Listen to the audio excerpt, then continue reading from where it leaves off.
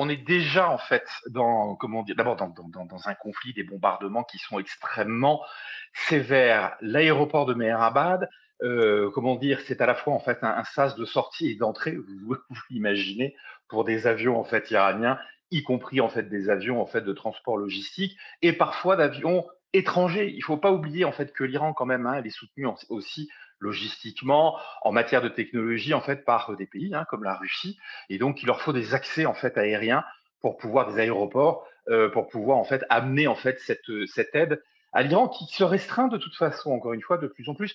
J'insiste vraiment là-dessus, Romain, parce que encore une fois on a pu entendre ces derniers jours ci et là que l'Iran comment dire avait presque le dessus par rapport à Israël en fait et les États-Unis. On n'est pas du tout dans ce cadre-là.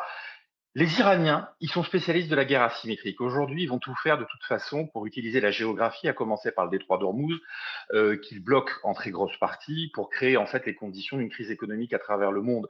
Mais globalement, c'est un État qui est extrêmement abîmé. Vous vous rendez compte, et vous le savez comme moi en tant que journaliste, on ne fait pas appel à des miliciens en fait étrangers. Ils vont recruter quand même en Irak des miliciens. On ne recrute pas non plus des enfants soldats quand on est un Oui. État qui est capable en fait de résister à une grande puissance. Voilà. Maintenant, on va voir ce qui va se jouer encore une fois, dans les prochains jours.